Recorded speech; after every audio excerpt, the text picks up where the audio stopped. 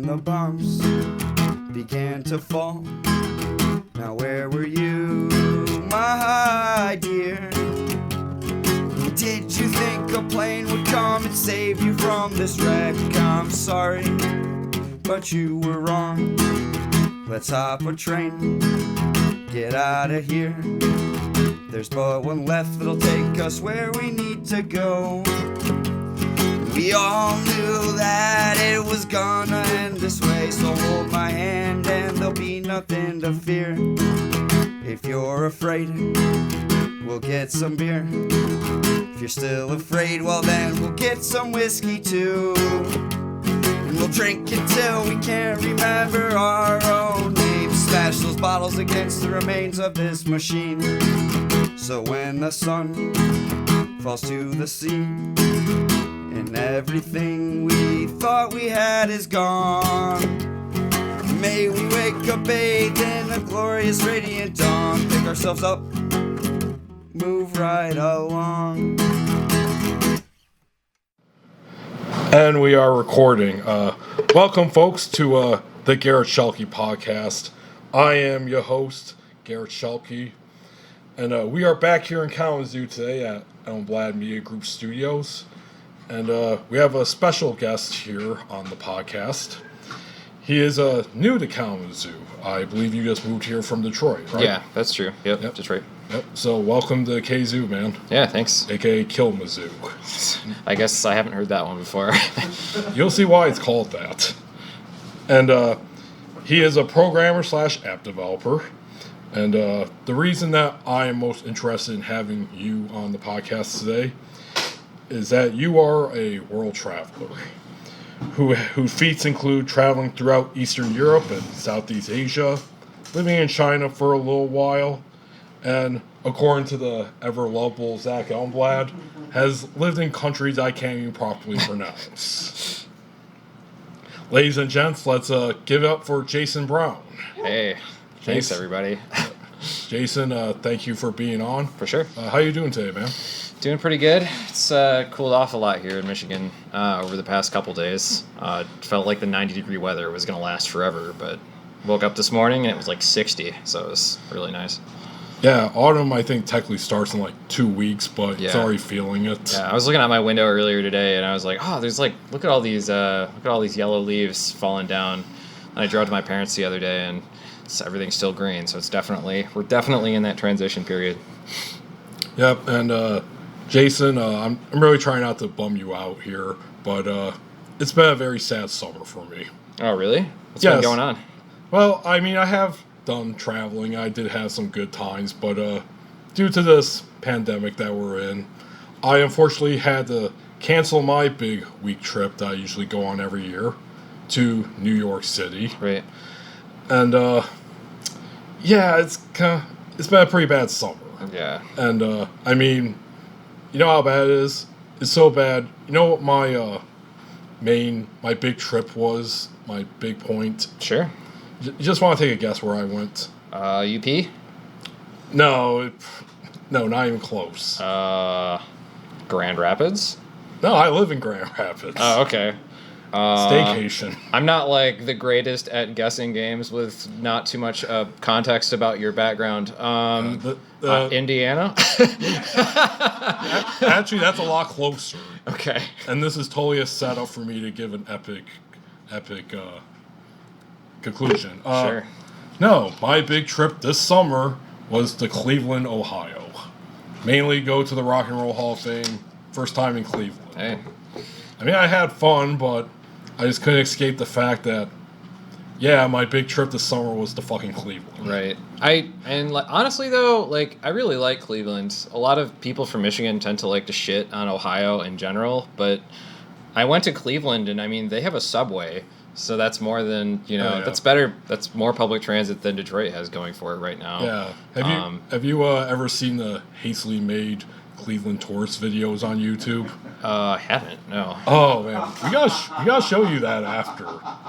Come on down to Cleveland town, everyone. Oh man. No, I haven't seen it. Yeah. Actually, I was in Ohio yesterday to podcast with my poet friend Dan Denton. He's in Toledo. And if it's one thing that unites Ohioans and Michiganders. It's that we just have the same terrible roads. Yes, right. Like I thought you were going to say that everybody hates Toledo. Like, because most of the people I know from Ohio don't like Toledo, and most of the people that I know from Michigan don't like Toledo. Yeah. Really? Yeah. I've never gotten that far. Oh, okay. Yeah. Anyway, so what I'm coming to is that I like to travel, and more so, I love meeting other travelers. I like hearing their stories, their philosophies, how they go about it. It's one of the main things that have attracted me to Zach here. Yep. You know, love you, brother. Yo. Because he is also a great world traveler, and we've told many of our stories. For sure. And he told me about you. Yep. Especially since you two just recently moved in together. Yep. And That's true. And I have seen you previously on 2 episodes of the Everyday Explorers show, which you can find on Elmblad Media Group's YouTube. Okay. So yeah, I want to talk to you, man. Sure. Yeah, for sure. I mean, like my summer's been kind of similar to yours. The beginning of this year, I went to Ecuador for a month. I left, I think, end of February. I was there the last couple days there. I was there for my birthday. And then as I had met some really good friends in Ecuador that had planned actually to do something for my birthday. We were going to go, I was going to go back to their home city, and we were in Guayaquil, and we were going to do I think they were going to do a whole bunch of traditional Ecuadorian food, and they wanted me to make Chinese food, I guess because the Chinese food isn't that great there, and I have some experience making it and living overseas and stuff, so... But they had just started to get their first COVID infections in Guayaquil. What month was this? Early March. Oh, yeah, it was early March. Yeah, I was actually when the pandemic really hit for me, when I had my oh shit moment. Yeah. I was in Toronto actually. Oh, really? Okay. Yep, and Canadian media was freaking out just as much as American media. Yeah. And just a few days after I returned from that weekend there, they shut down the border. Yep. Which continues to be shut down. Yeah. Yeah, I think it's only when I was leaving Detroit the previous weekend, I think they only let people across the border for very extenuating circumstances or something like that. I think they have it for business, like if you're a truck driver. Yeah. And if you have relatives. Right. Yeah, for sure. Stuff like that. Yeah, most Canadians, when I read up online, don't want it open until at least the end of the year. Yeah. No, that makes sense. I mean, because America has just become a COVID-ridden hellhole. Yeah, basically, we've gotten really good at spreading around and not really that great at stopping it. So, but yeah, I had a vacation. I had a trip this summer. I was planning on going to. I was planning on flying out to Poland. I had a 3 or 4 day stay over in Poland. And then I was planning 3.5 weeks in Georgia and Armenia, because there's a couple of Georgia and Armenia are famous for, Georgia more specifically is famous for having a lot of really great backpacking, wilderness backpacking spots. It's really inexpensive and not as tourist laden as a lot of countries are, and most of Western Europe doesn't have very good policies for wilderness backpacking. Georgia's you can go out there and they have amazing scenery.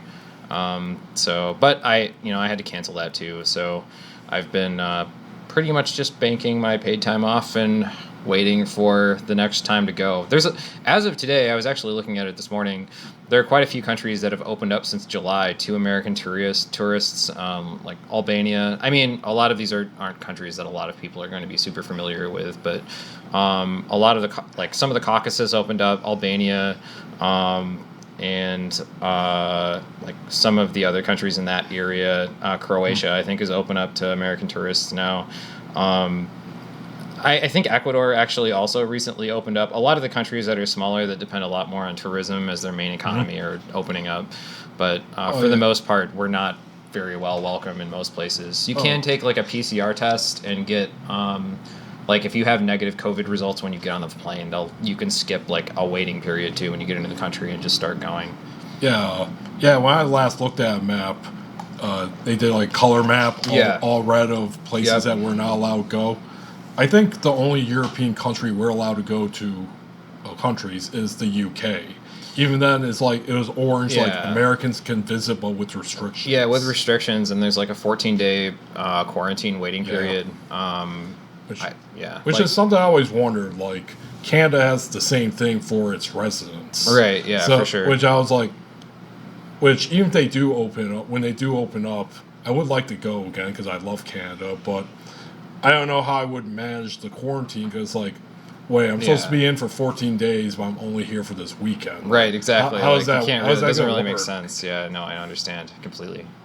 But, yeah. Okay, actually, how about we just go back straight to the beginning? Sure. Like, when did you first, like, catch the travel bug? So, I'm going to say that, I guess, while I moved back to Kalamazoo, I actually grew up in I don't know if you want to call it the Metro Kalamazoo area. It sounds kind of... Downtown Kalamazoo? Yeah, like, I don't really know if I'd call this a metro area, but I grew up in Lawton. So I can't say that I necessarily got the travel bug from growing up there, but I think that I was watching, like, the History Channel at one point, and I saw a whole bunch of... I think I was watching a Chinese...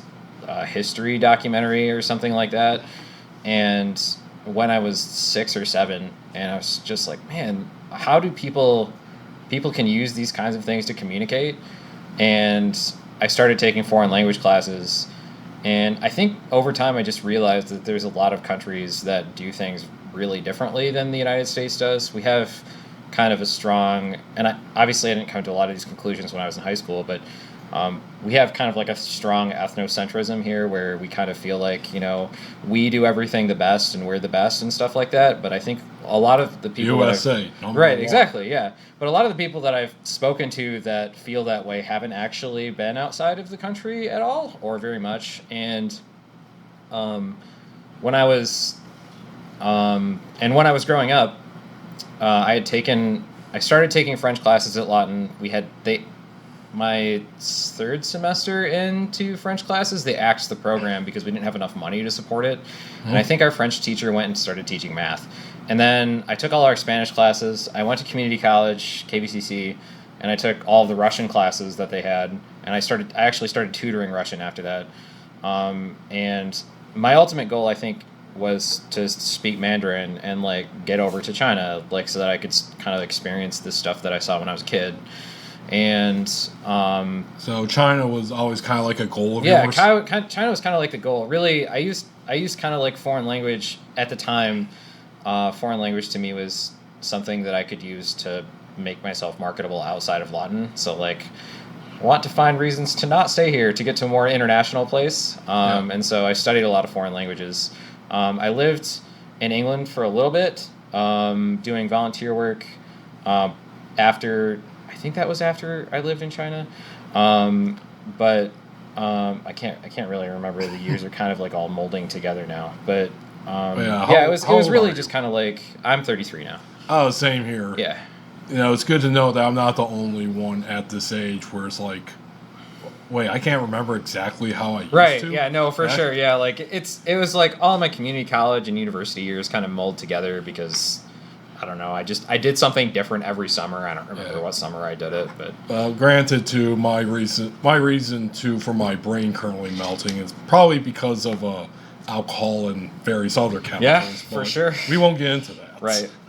But yeah, it was. I guess I got into international stuff for like as a broad general term as you could make it when I was like 6, 7, 8 years old or something like that. And then after I went to live in China. I came back and I was just like, there's still other really awesome places out there. And I think really right now, or for the past year, for the past 10 years or so, since I graduated college, to me, it's always been like, I want to go to new places to see how other people live, to see how, like, where other people have come from. Because, just because a lot of people think that we have the best thing in the world, or like we do it the right way, quote unquote, like there's tons of other ways that people out there like form their lives, like culturally and like have different tolerances for, from a, especially from a cultural perspective or like from a societal perspective. I want to see what all those things are and see like what it is. Maybe there really is. Maybe there's a better way of living out there. That sort of situation. So. All right, and okay. So, what was the first international trip you ever took? I think that So the first international trip I ever took was when I was in high school, and actually this is probably really where I got the travel bug. When I was in high school, I went to the Votech Center in Lawrence. I think it's in Lawrence. There's a Votech Center, and I went there for a Cisco networking, like to get my CCNA when I was in high school. And I was doing the studying, and I was learning about networking and all this other stuff. And my teacher at the time, his name was Dennis, I think, and he was like, I can tell you really aren't into this, like, and this isn't something that you're that passionate about, like building networks and like Cisco and stuff. We have a exchange program that we send kids on, like we trade with them with a border city in Mexico. Would you be interested in just going on that and just checking it out? And I was like, yeah, sure. And so they sent me on like a foreign exchange trip to Mexico for, I can't even remember how long I was there. I think it was a month. Oh, really? Yeah, I think so. And it was over a summer. And you were a teenager, though. Yeah. And it was in a border town called Villahermoso. And I was down there, and I lived with a guest student down there, and just kind of checked out. Like, we sort of officially were down there to do like to learn about like their networking programs and stuff, but really we were down, it was more of a cultural exchange than it was anything. And like just like all of the things that I remember from that trip, just different, like there's I can't remember what it's called, but like what was like, okay, so this is your first international trip. What was like your first impressions of being outside the US and being in a culture that's so different from the U.S., like Mexico, even if it's a border town? Sure, yeah. So, and you have to bear in mind that this is probably 15, 16 years ago, so the memories are a little fuzzy, but the things that stand out to me are one of the things that everybody did at night in this smaller town, and I guess this is fairly common around Latin America, I'm not really sure, but everyone would get into cars and just basically drive in a loop around in your small town. So like everyone would get into like their SUVs or their cars or whatever it was, and they would basically, if there was a city that had 2 streetlights in it, you would basically just drive down there, stop and talk to people. People would pass you, and then you would just keep going, and you'd basically just go in a loop. Like you just drive around town and just see people in their cars and just stop and talk to them. So this wasn't like cool hot rodding. No, it was just like everybody just had whatever they had, and you would just drive around town and be like, hey, they would just like yell out their window at somebody, and they would both just pull up and just start talking to each other. I remember being like, why don't we all just go to a place and talk? Like, it just didn't make sense to me, but it didn't matter because that's what people did, and it was, it was fun for everybody. So it's just what people did. And it was also pretty interesting to be in a place where a lot of the school at the time was really open. Like, there weren't windows to the classrooms. Like, it was a 2-level school that we were at, from what I remember, and you could, like, the windows were just like, it looked like, like Southwest sort of Adobe. I don't really want to call it Adobe, but it was kind of like that similar like Southwest kind of clay style architecture. And you could just like see in, and people were like studying, and like the teacher would have a class, chalkboard at the front of the window, like at the front of the classroom. And was this by design? Like they liked it this way? Or I think that's just how it was built. Or was it due to poverty? No, it wasn't. I don't think so. I think actually the school that we went to was a fairly, like, it was considered like one of the nice schools. Like it was like considered a really, like, if you could get it into this sort of like private technical school, like you were really successful sort of thing. So I think that's just how it was built, like it was probably just cooler, whatever. I don't know. All right. But I didn't ask too many questions. I was just like, oh, this is what we're doing. Oh, so yeah. That's cool. Oh, yeah. You're just a high school or teenager. Right. Yeah. White teenager in Mexico. For sure. Yeah. So okay. that was my first. It was just, the food is incredible. And yeah, people are just really social. I think the thing that stuck out to me the most is how social people were. Like, just drive around, hang out with your friends, roll down the window, and, you know, just do that kind of thing. Just thought it was a cool way to hang out with people in the community, I guess. Okay, so as you said, this is where you caught the travel bug. Yeah. Where you're like, wow, I want to do more of this. Yeah, pretty much. I just realized that people did things so differently than the United States, or like than what I was used to growing up in like the Lawton, Pawpaw area, and I was just like, I want to see what else people do, and just keep learning about how other cultures do things, and it just kind of stemmed from there. Okay, and where did you go from there? So I did some volunteer work. So I worked at Miracle Camp in Lawton for 12, 13, I don't even remember. I think I started when I was like 12, and I stopped working when I was like 23 or 24 at Miracle Camp. We had a sister camp called the Oaks Holiday Center that I volunteered at in England for a summer. I was there for 3 months about. I went to China and taught English for 6 months, broke my contract early.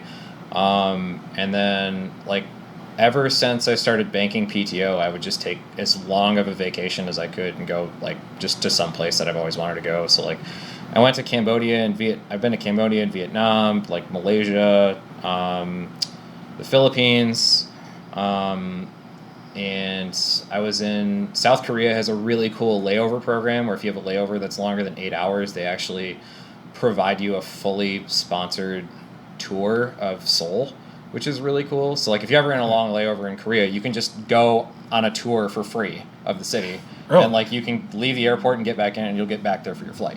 So it's really cool. Very nice. Really recommend that if you're ever in a long layover in Korea. They don't have, like, the big delays or check-ins like they do here in America. I mean, yeah. I mean, a lot of the countries, that, like, the security is similar, but it's like... It's just a program that they have to encourage tourism to Seoul. Oh, like, if you're there for if you land there at 8 a.m. and your next flight is 8 p.m., why stay at the airport the entire time when you could go out to Seoul and spend some money, sort of situation. So, like, they provide the tour, like the buses for you to go out there, and they have a tour guide that speaks English and stuff. It's really cool. Did you by chance check out North Korea? No, definitely not. Yeah, or at least go, like, near the border. I mean, Seoul, I don't think is actually that close to the demarcation line. I can't remember the whatever DMZ. Yeah, it's to the demilitarized zone. Demilitarized zone. Yeah, I don't think it's that. I don't think it's very close to it. But I mean, North Korean soldiers have shot over the wall at people before, so I wouldn't want to get that close to it anyway. But yeah, so and then I would say I've been to a lot of places in Asia. Yeah, so from what I can gather from the chronology that we're going with, that after Mexico you went to England. Yeah. And then afterwards you just started exploring Asia. Yeah, for sure. China was like I wanted to hit that, and then Asia was always like I figured if I was going to go on a trip and it was going to be a longer trip, I probably ought to go as far away as I can because you need a lot more time. And, like, after you get there, it's cheap to get everywhere. So I figured fly as far away as I can, and then, like, I'll just travel around when I get there. Yeah, so I I kind of get a sense that China was kind of always the goal. Yeah. But were you always interested in Asian and, how should I say, non-Western countries before, Western, European... white countries? I think I'm going to say that, like, I was always interested more in China just because of, primarily the history and, like, the language. But I've always been more interested in countries, like, in Asia just because it's a lot easier once you get to those countries, it's a lot easier to travel around them. Like, it is. Like, I went on a 4-month sabbatical of a whole bunch of, like, 20 or 30 countries, probably closer to, like, 16 to 20 a couple years ago. And the difference between how easy it is to get around, like, Eastern Europe, Central Asia, and, like, Southeast Asia, and then arriving in the Netherlands and seeing how much anything costs was just, like, blew my mind. So, like, for when I was in Kyrgyzstan, it cost me $3 or $4 to take to get public transit from like one side of the country to the other, and $3 or $4 might buy you a coffee in Amsterdam. Like, so it's so much easier to travel in some of those places for the money, basically. Well, okay, so it's easier to travel around Asia for the cost. Yeah, definitely. What about other things? Like, are there like any notable travel restrictions or border patrol or anything like that that could inhibit your travel? And that's, I mean, like, so I would say that in Asia, specifically like Southeast Asia or East Asia, it's pretty easy to get in and out of most of the countries. A couple countries have visas. So like for Vietnam, I had to get a visa at the airport, and I'd never gotten a visa before. At an airport. Yeah, at an airport. And you basically go in there, you show them your ID, and you basically just pay the government some money. That's it. And they put a stamp in there. No waiting period or anything? No. Like, this is definitely a lot different from today's society that we live in. But, and then for China, you had to apply for the visa several months in advance. And if you didn't have the visa, they would basically turn you away at the border. Cambodia was similar. It was like $20, and you basically just showed up there with something that you submitted online, and you showed it to them, and they put a stamp, or they put like a large, like, passport sized like thing in your passport and put it in there. I'd say the most difficult country that I've had to do immigration stuff in is probably Uzbekistan, because when I traveled there, they just recently started opening up to tourism. God, I'm having a brain fart here, but where is Uzbekistan? So Uzbekistan is, so like you've got, like, it's probably easier to go. Do you know where Kazakhstan is? It's a large country. Okay, yeah. So if you go south from Kazakhstan and west, that's where Uzbekistan is. I don't know how familiar you are with history, but they're sort of famous for the Aral Sea catastrophe. It's the largest environmental catastrophe in the history of the world. The Soviets drained it, and no, I actually never heard of this. Oh, okay. So like, there was a large body of fresh water called the Aral Sea. I think it was freshwater, and there was a really he's got a map here. Cool. Thank you, Zach. There is a large. Uzbekistan is right there, and you can see that. Okay, so are you still technically in Asia, or are you in the Middle East? It's Central Asia. Yeah. The Central Asia would be like Uzbekistan, Turkmenistan, Tajikistan, Kyrgyzstan, and I mean, like, it's called the Central Asian Republic is what I think it was called during the Soviet period. I can't, like, now I'm starting to, like, my history is starting to get really messy, but that's Central Asia. So like, when I think of Central Asia, I think of Kazakhstan, Uzbekistan, Turkmenistan, maybe Afghanistan, Tajikistan, and Kyrgyzstan, and then like Iran, Iraq, and like the UAE, and a lot of that, like Syria and Turkey, would be like the Middle East. So, but yeah, there's a large, one of the biggest environmental catastrophes was when the USSR was trying to. I think that they wanted to divert water from the Aral Sea to the Caspian Sea, and when they started doing that, it started draining all of the water out of the Aral Sea that they thought would be replenished, but wasn't. They just drained it out too fast, and eventually the Aral Sea became a desert. And Oof. you can look up photos online of what it looks like, but they used to call, I think it's Moynak is the place that we stayed. It used to be called the Venice of Central Asia, because people would get everywhere on boats, and you can actually find stone carvings and stuff. Not even like stone carvings, just like stone, like art things out near Moynak, where you just see people like standing on boats, like trying to get place. It was a big fishing area, and the place is just desert now. That's all it is. Oh, so it's never recovered. No, quote unquote. And it never will. Yeah, no, it's done. Like it's. I think that the Aral Sea's been reduced to 25% of what it was, and that's just like what it is now. So, Oh, wow. Because whenever I think of Soviet fuck-ups / environmental disasters, I, of course, think of Chernobyl. sure, yeah. Chernobyl is one of them, for sure. As far as, yeah. Yeah. No, the RLC is considered the largest environmental catastrophe. I definitely think that like nuclear fallout is going to be somewhere up there, but Well, Well, it's produced some good stuff. We got that great series on HBO. Right, yeah. We got Right. we got a pretty rad first person shooter game. right, Involved yeah, Chernobyl. Fallout. Well, that's a series inspired. There actually Right. is a movie and a game where you're in Chernobyl and you have to fight mutants. That I wasn't actually Very aware. realistic, because we know Chernobyl's just filled with communist mutants. Right. And my personal favorite, they actually have a vodka out now that's made by grain that's grown in the Chernobyl. Oh wow. yeah. that's So cool. if you ever wanted to, I guess- drink some nuclear vodka, Right. you can get. Huh. That's interesting. I didn't know that. Like, because I almost, when I was in the Ukraine on the same trip, I almost went to Chernobyl, but basically just didn't have enough time. It's like it's gonna be a place I go back to at some point, because you can visit Chernobyl now. Yeah, that's kind of on my bucket list. Yeah. Like my travel plans, as I have friends with benefits who is Vietnamese. Okay. And as we were talking about traveling and that, I joked her that, yeah, I think at the moment I'm gonna stick with European countries so I don't seem like this ugly American awkward white guy just walking around. Get used to it a little bit.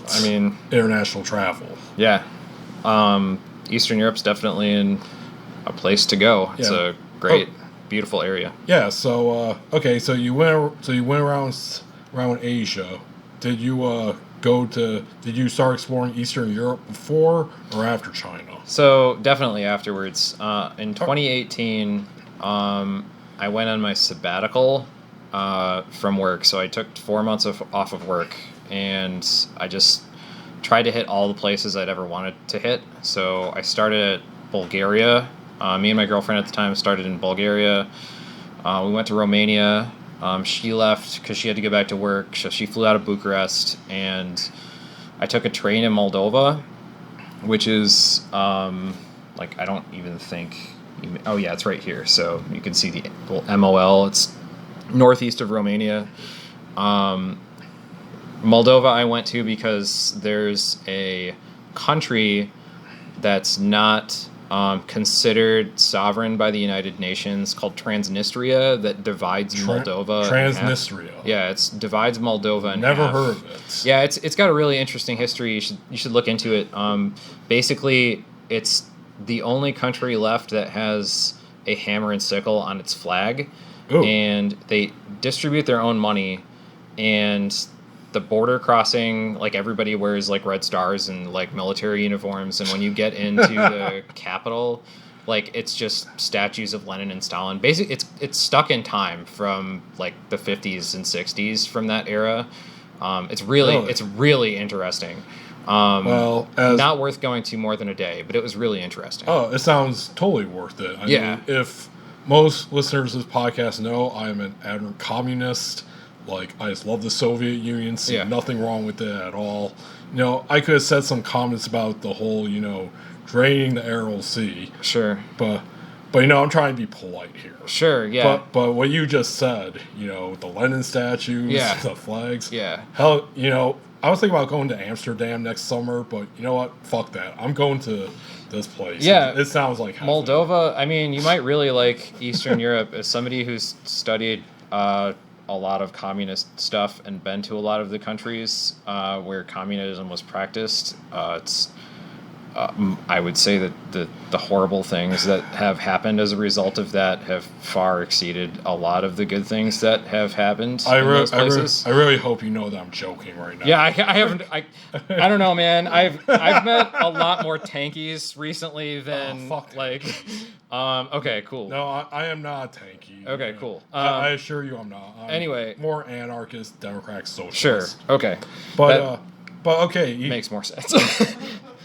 But actually, we have talked about Eastern Europe a little bit on this show because we've had a previous guest on named Charton Code, who's who like you is a traveler. Sure. And he's in various bands. And God, I can't pronounce it correctly, but Zach, what was the name of that zone that they have there? Where The Schengen Zone. Oh, Schengen Zone. Yeah, have you ever encountered that? Isn't the Schengen Zone just like a Eurozone where it's freedom of movement? Yeah, exactly. Like, I'll come and sit. Sing on the Zach mic. Elmblad is Zachary joining us. Elmblad. A new challenger has appeared. The Schengen Zone, like Jason was saying, is basically an agreement between the landlocked, not landlocked, but the continental European countries. So, for example, from my experience, you fly into Sweden and you pass through immigration, then you can fly to Denmark, and you don't have to go back through immigration. You just leave the airport and you're considered in the same place. It's basically the same way, the same idea that if you fly into New York City and rent a car and drive to LA, you don't have to go through a passport check at Rhode Island and at Pennsylvania and Ohio and Indiana and Illinois and Iowa. Like you can just freely travel through all of those states. But like if you think about it, were states' rights to get into a different situation than they have been historically in the United States, you may not have a freedom of movement between, say, Michigan and Ohio. That's a thing that could happen. Yeah. I mean, not that you really want to go to either one, but I would love to go to Michigan. In fact, I'm here right now. Right. Are we really? If you really think about it, are we not in a simulation? But we could. Okay, back to what we were actually talking about here. I'll extract myself. Wait, one last, sure, two last things. Isn't the zone also like we were talking to Charton about this, where like somehow you can like enter it, then like your passport will reset, and then you could go back to wherever you were staying previously?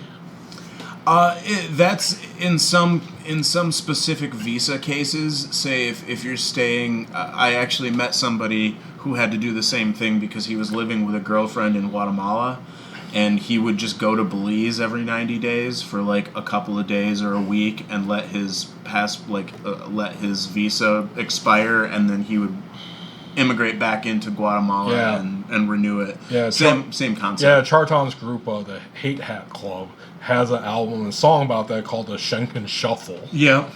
And last I heard, due to COVID, they shut down the zone. They did. I think that it's open again, at least for the partner states. So, like, you can go from Italy.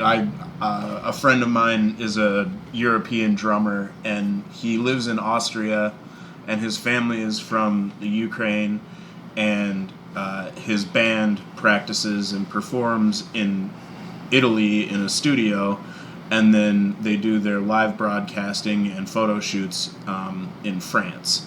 And so for several months he was unable to travel from his home in Austria to all of those locations, but within the last month or maybe 2 months he's been able to do all that. Yeah. What is the band? It's actually a pretty good Italian metal band. What is the name of that band? I'll think of this. It's Flesh God Apocalypse. That's the name of the band. How could you forget that name? Because I know a lot of band names. But yeah, his name is Eugene. He's a very nice guy. He gave me drum lessons last year. Eugene, come on the podcast. Right. I don't know if I could pull that string for you. I'd try. We'll figure it out. He's a friendly guy. He's a YouTuber. Okay. Thank you, Zachary Elmblad. Yeah. So have you ever had anything to do with the zone when you were traveling? I mean, when I flew into the UK and we got stamped when we took the Eurostar into France. I mean, France is part of the Eurozone, or the Schengen area. So you go there and then you get your passport stamped and you're good to go. You can just take a train from France. I think we took it to Austria. And we didn't have, they don't check your passport. You just go. Very quickly, sure. Does Asia have, an equivalent to the Schengen Zone? No. Oh, no? Okay. Yeah, no. Okay, so Schengen area is a lot of the stuff that Europe does is pretty unique to Europe. Like common currency, like freedom of movement throughout countries. It's like almost a federation, but it's not quite there. Yeah, it's like 80% a federation, basically. It's almost kind of like 60% the maybe. it's almost kind of like the U.S. in a way, where we can travel freely around states. Yeah, for sure. Okay, so so you traveled around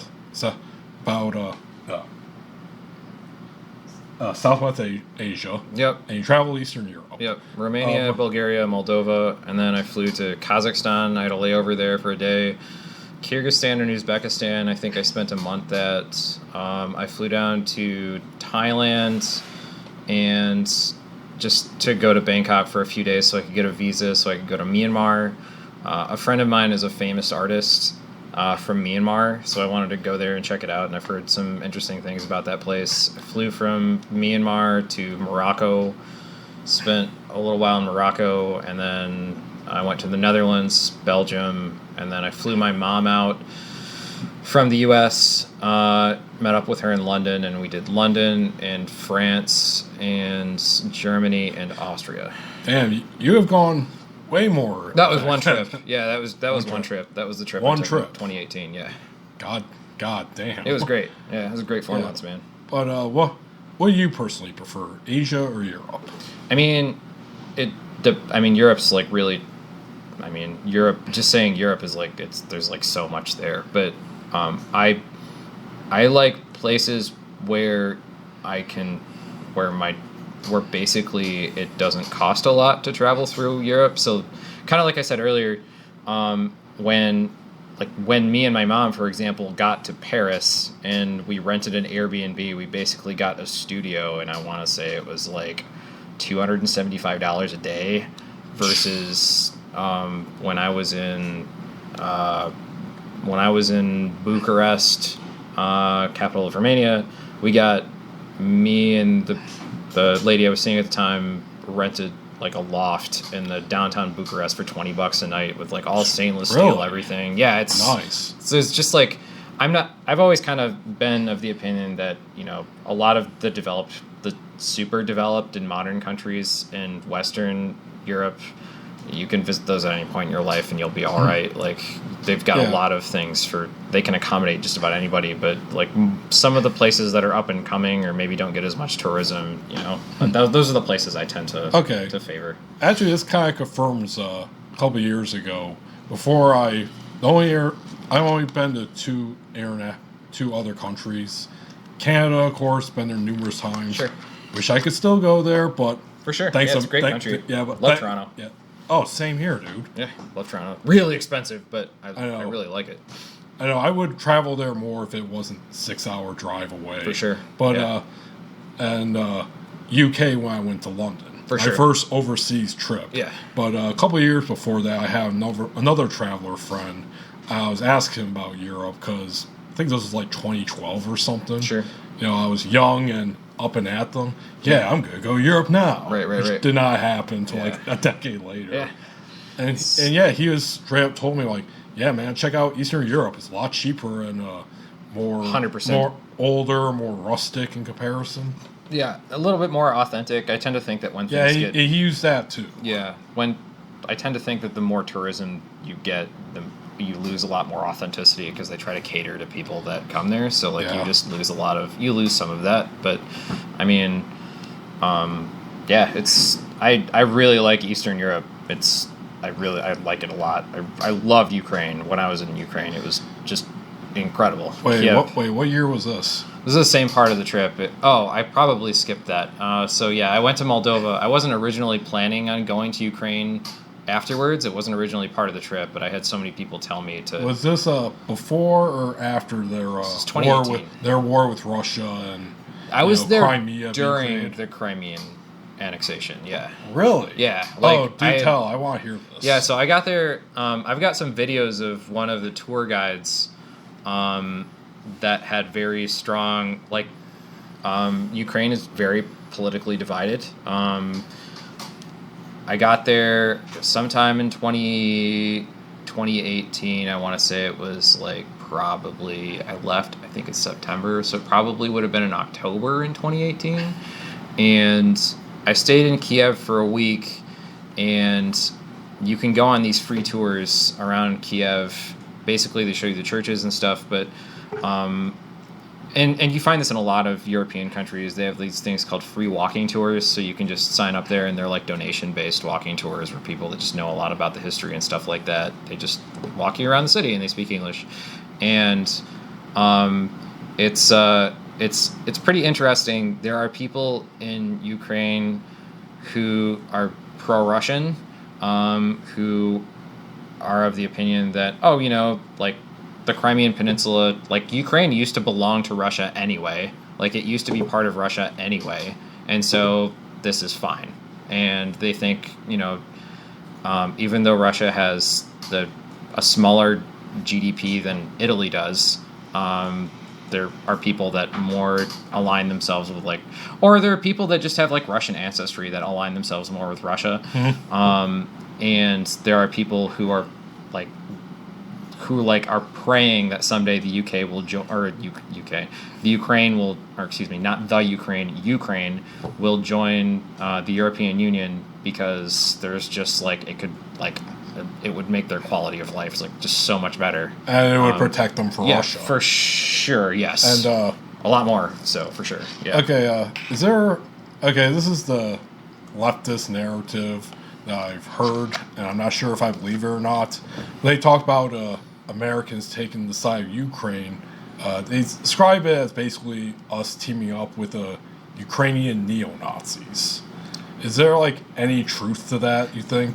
I've never heard of Ukrainian neo-Nazis. I know that when I was there, when the tour guide walked us around, she took us to a couple places where when Ukraine was part of the the USSR, that basically they had taken so much grain from Ukraine, and I can't remember what specific, it wasn't even a famine, they took the grain from them. A lot of people in Kiev and Ukraine in general starved to death, to the point where, like, they were eating each other's, like, to the point where people were eating children. Oh God, Stalin. Yeah, it was probably. I can't remember the name of the specific policy. Yeah, I know what you're talking about, but I can't remember it either. It's really hard for me. The hormone, not the hormone, the hormone, I think it was called. Yeah, maybe I can't remember the specific name. Basically, it's just a huge genocide that Stalin was said to intentionally do to fuck them over because they weren't bound to him. Yeah, it could be. It's like I say, a lot of the details are kind of rusty with me, but it's hard for me to believe that a country who, like, went through that period or time frame, like, not that long ago, to the point where it's still fresh in a lot of people's minds, like, that there would be neo-Nazis that would exist in Ukraine. Like, I generally tend to think that you either are pro-Russian, or I'm sure there's a lot of different political stances that you could take in Ukraine, but I think that the prevailing ideologies are that you're either pro-democracy, pro-EU, or you're pro-Russia. So, here it is, the Holodomor, as they called it. The Holodomor, also known as the famine genocide in Ukraine, the terror famine. Yeah, the terror famine. And sometimes referred as the Great Famine Ukraine Genocide of 1932-33, was a famine in the Soviet Ukraine from 1932-33 that killed millions of Ukrainians. Yeah. With, this is just from the Google search, with the numbers being at, 3,941,000. Yeah. I remember the tour guide telling me that people, like, were eating babies because they had so little food to eat. Like, it was being the terrifying. The true crime freak that I am, probably the greatest Russian serial killer, Andrei Chikatilo, was from the Ukraine, and he was born during that. Yeah. Which, you probably see one reason why he became what he did. Sure. But, okay, so when you were there, did you, like, have any this was like right in the middle of the fighting, right? I think so, yeah. I mean, I don't know that there was necessarily fighting. I think that Russians drove tanks in and said that the Crimean Peninsula voted to go with Russia, and like they just sat there. I don't really know that there was much fighting. So did you see like any signs of like warfare there? No, not really. No, there's a lot of protesting. Lots of protesting. I went to a bar where one of the bartenders like expressed his political opinions. He was pro-Russian about the situation. I met a Ukrainian journalist at the bar who like she was very like pro-EU, pro-Ukraine, who kind of shared her feelings about it, but it wasn't like there wasn't like anything was happening as far as war was. And since you were on this great long adventure, you never thought to just go into Crimea and check it out? I mean, the borders were closed. Yeah, I was gonna say, would they even have allowed that? Yeah, I was gonna say, I don't think so. The borders were closed, I think, at the time, or like they probably would have done passport checks or something like that. I don't know. So I'm more adventurous, but like I don't really see a point in putting myself in direct danger with something like that. So you're not that kind of traveler where it's like, oh shit, something's going down, I should go check it out. Yeah, no, like I don't. There are people that like to do that. I'm very adventurous. Like I wanted to go to Georgia and Armenia because there are a couple other countries that have sort of like announced that they're separate countries from Georgia and Armenia, and I thought it would be cool to check those out. One of them is called Nagorno-Karabakh, and the other one is called Abkhazia. And I just thought it would be cool to check out those places. Like, I'm sort of interested in a lot of these countries that aren't considered sovereign by the United Nations and that are sort of like in limbo. But I'd be interested in going to Kosovo, but I'm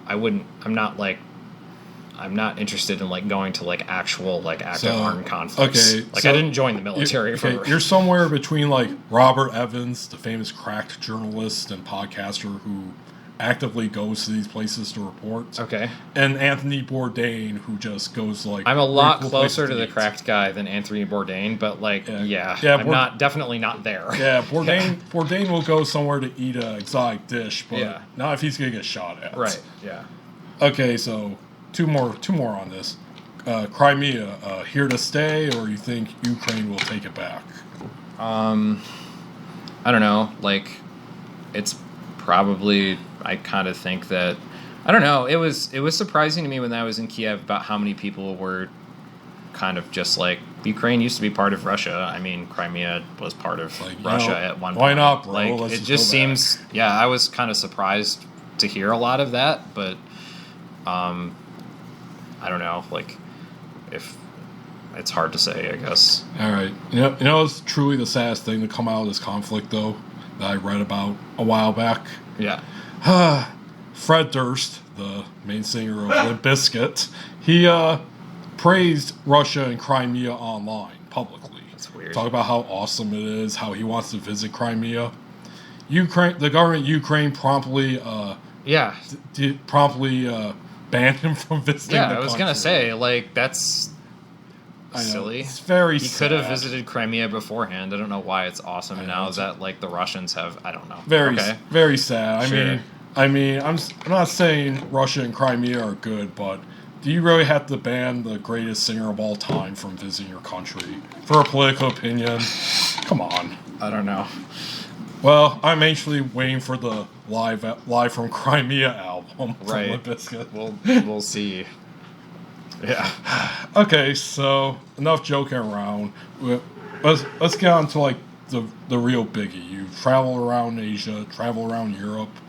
Let's get to China, where you actually lived there for 6 months. 6 months. Yeah.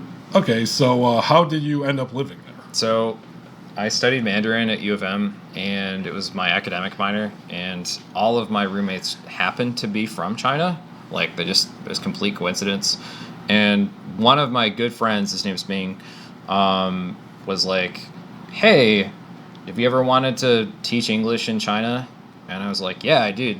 And he was like, well, I think it was his cousin worked at the reception desk at an English school, and like basically messaged her and said, hey, could you have the guy call Jason because he's interested in teaching English. And I got a call, I want to say the next day, and he basically was just like, have you had any training at all? And I was like, I mean, yeah, I took a TESOL course. And he was like, okay, if you can send me a photocopy of that, I'll get you a visa and you can come over whenever you want to, essentially. So that's how I ended up getting over there. I just knew somebody. So yeah, that's how I got over there. Okay, where did you live while you were there? Central China. So there's a smaller city. I don't know. Smaller is kind of a weird concept in China, but it's like a tier 3 city. So they have different tiers of cities in China. You have your tier 1s, which are like Beijing and Shanghai, and then you have your tier 2s, which I think Chengdu might be a tier 1 now, but they're just like cities that have less development. I was at a tier 3 city, which is in central China, that most people have not heard of.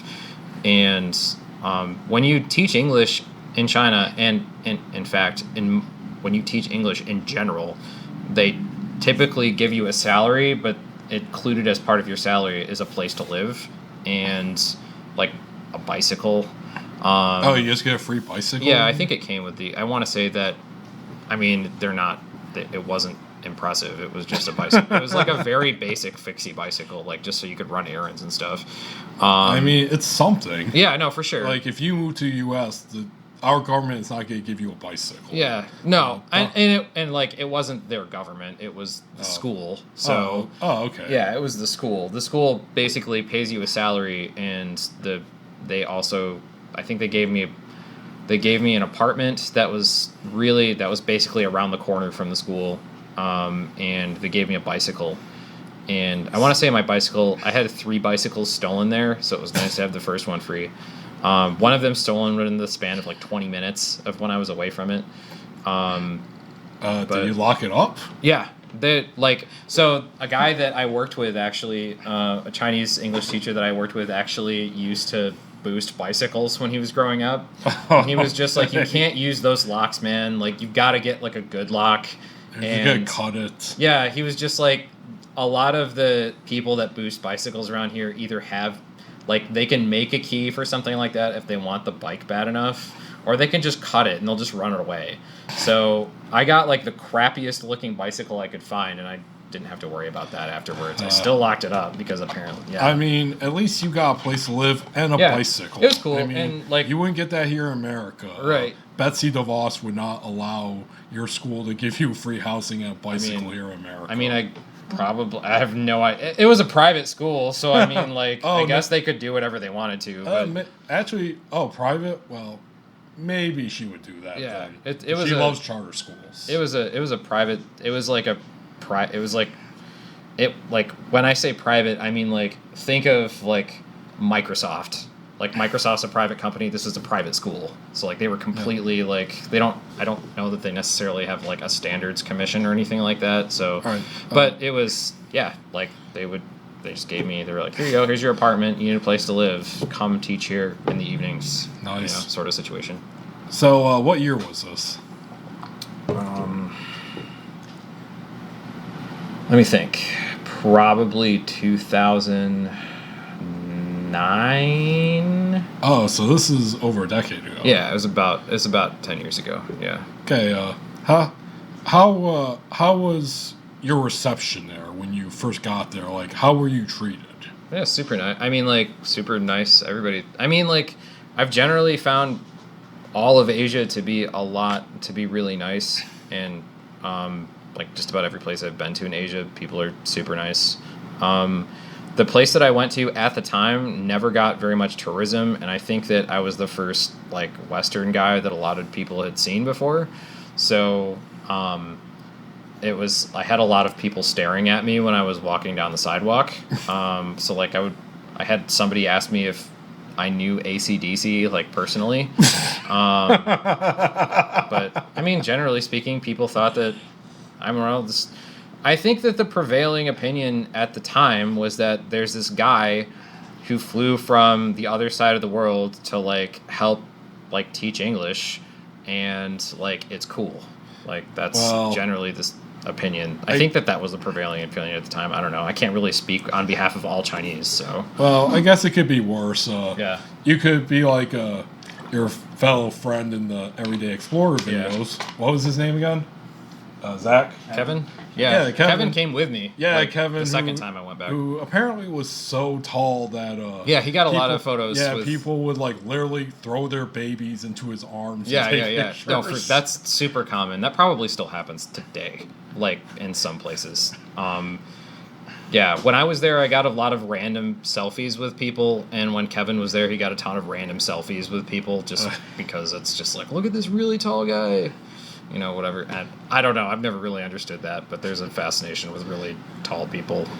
Oh yeah, there. I mean they technically created one of the tallest basketball players of all time. Right. Yao Ming. Right. Yeah. Now they looked at guys like Kevin like, we need that. Right. Yeah, I don't then know. the Chinese Communist Party got to work and created the tallest basketball player of all time. Yeah, I don't know too much about basketball, so I can't really. Not going to be able to run with you on that one. I assure you. This isn't a sports podcast? Right. It is now. And I assure you, everything I told you was the truth. That's exact. I believe you. Yao Ming was created in a lab by the Chinese Communist Party to take over the NBA. And when that didn't work, they got pissed and made the coronavirus. I'm going to let you go ahead. I'm going to let that stand on its own. Do not take that out of context. Right. Okay, so you taught there for 6 months. Like, Yeah. How did the teaching go? I left because for a couple reasons. It was 2009 because it was when the recession started basically, and the Great Recession in America? Or? Yeah, the Great Recession in America. I went there because I specifically wanted to get better at teaching English as a second language, because what I had my ultimate goal in the future was to get like a master's in TESOL and just teach at universities somewhere. The school that I taught at, which is still in operation, and my friend that I was talking about earlier actually is the manager of it. And the school's changed a lot since administration has changed, from what it sounds like. But the quality wasn't really.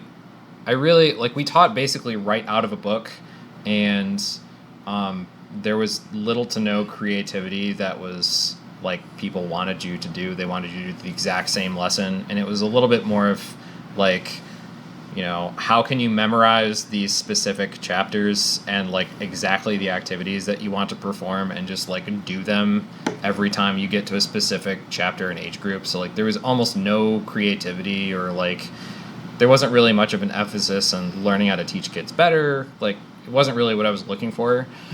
So that between that and the recession, I ended up, it was originally a 1-year contract, but I ended up leaving early and just like basically going back and living with my mom, which is actually sort of that's how I ended up meeting Kevin and Zach, because I got a job at Bronson afterwards, and ended up meeting Kevin, who is my connection to Zach.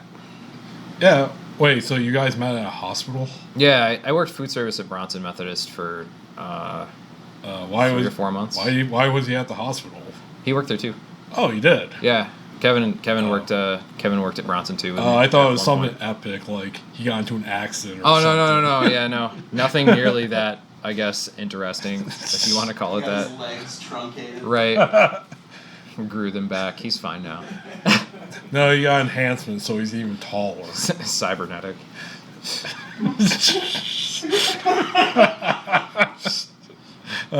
Kevin, come on the podcast. He's a cool dude. You should have him on. We shall, actually, sometime in the future. Cool. Okay, so aside from teaching, what else did you do while you lived there?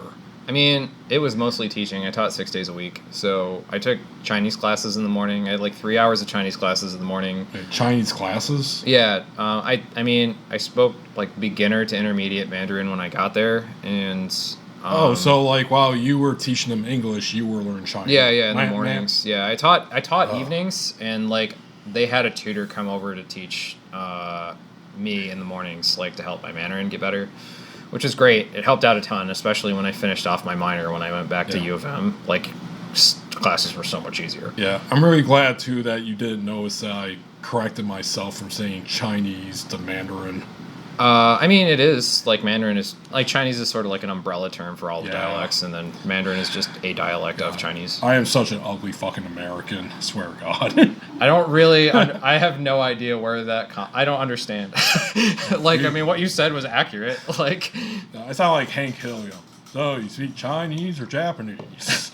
I had a guy in the past ask me what the difference between Chinese and Japanese was.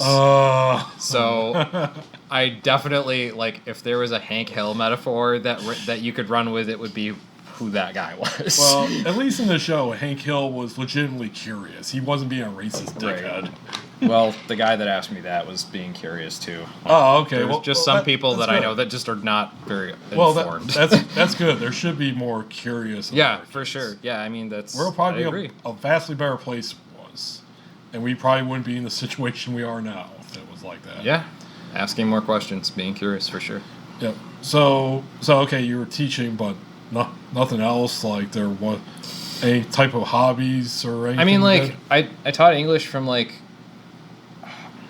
I did. I had English class. The only day I had off was Mondays, and I had someone came over to tutor from like 9 to like 11:30, and then this was like Tuesday through Friday, and then I basically would just like take buses to random places in the city and just kind of like see what like all the different areas were like. And so was this a big city? I mean. What's the population of Luoyang now? Let me look.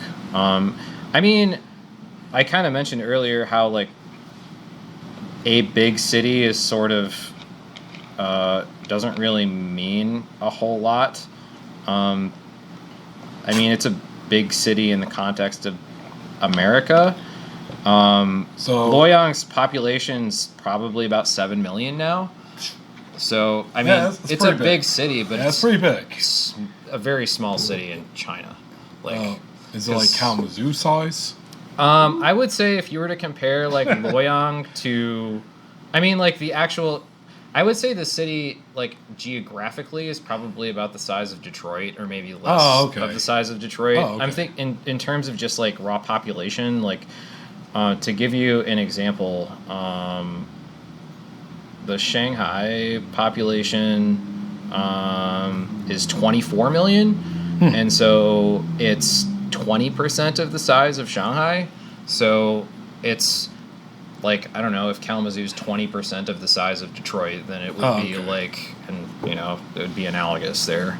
I have to admit too that when I say my perception, even now in my old age, a big city can be exaggerated because I grew up in Alpena, Michigan, which is way up here. Yep, I know. I'm familiar with it. So even when I first came to Kalamazoo, I'm like, big city. Yeah, right. Yeah, no, for sure. Yeah, no. And then when I started meeting people, I'm like, yeah, I'm glad to be living in a big city now. Like, one of my fuck are you talking about? One of my Chinese friends referred to Luoyang as a backwater city, and it's a city of 7 million. So like you can kind of just see what the perception of what a city is. Yeah, and like.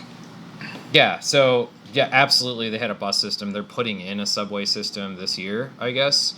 I think this is the first time I've heard of a country in the past 10 years say they're going to put in, like, they're installing a subway.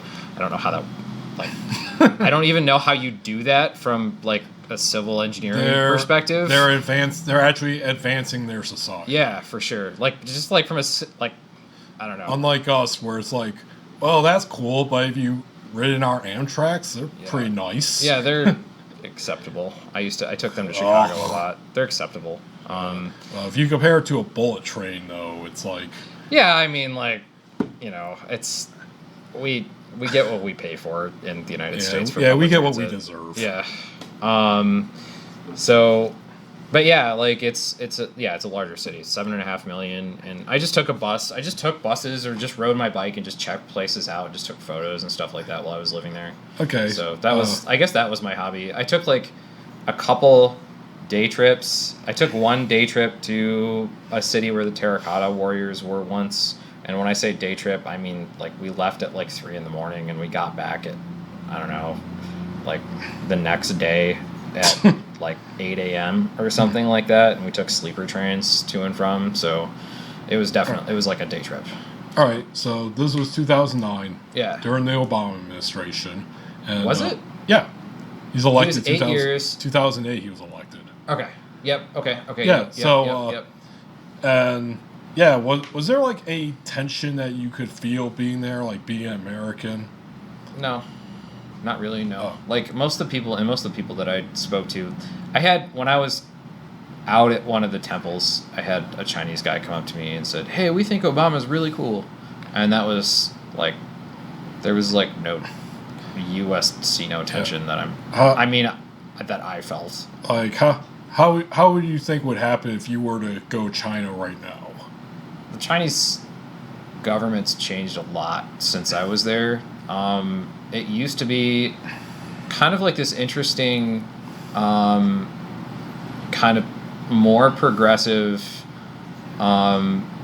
sort of state capitalistic model where their chairperson just for reasons that even when I took Chinese political science classes at U of M, nobody really understood how the chairperson got rotated out. I mean, obviously, Chinese don't vote. It's not there is no, that doesn't exist. Oh yeah, they have a president for life now, pretty much. Yeah. I think it was 4 or 5 years ago, Xi Jinping,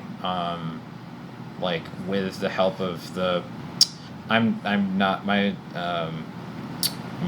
poli-sci in China, it's really rusty, but he with the Politburo, I can't remember, rewrote the constitution and is essentially a dictator now. So it's essentially a dictatorship now, but state capitalistic dictatorship. It's pretty interesting. Hey, we may be getting that soon too. Trump really liked the idea. He's like, this is really good. We may just have it someday here in America too. He's definitely made some passing references to that for sure. Yeah, he may talk about how much China sucks, but he really admires it. Right. Yeah. Yeah, I'm about to say, what do you make of the trade war that we've been in with them? I don't know. It's hard for me to say personally about a lot of that stuff because I work in technology and most of my trade is completely unaffected by the trade war that we've had with them. I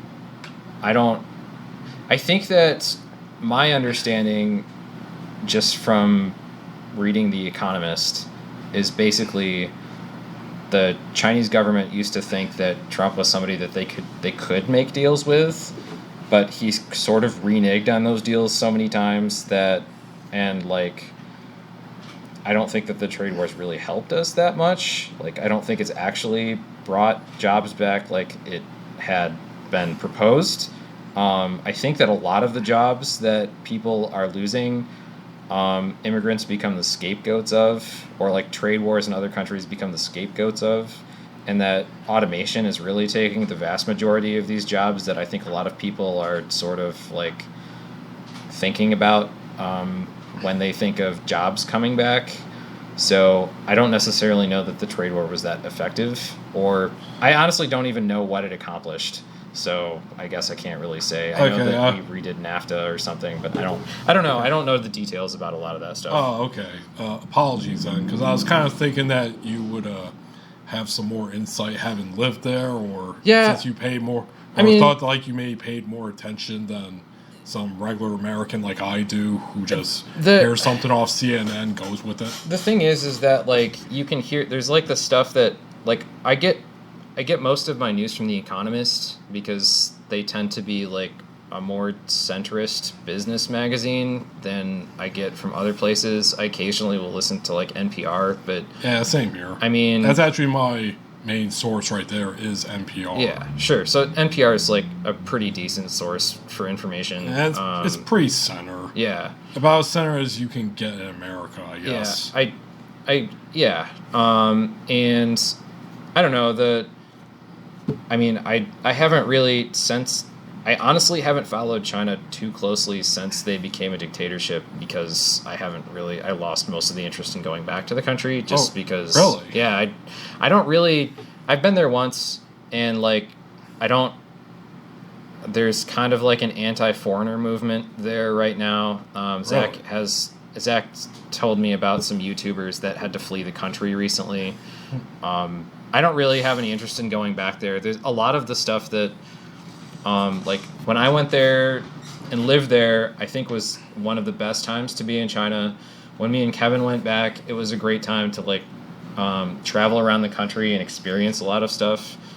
I don't really see myself going back there anytime soon, just because I don't know. I just don't really, with like all of the mass surveillance and the AI that they're using to.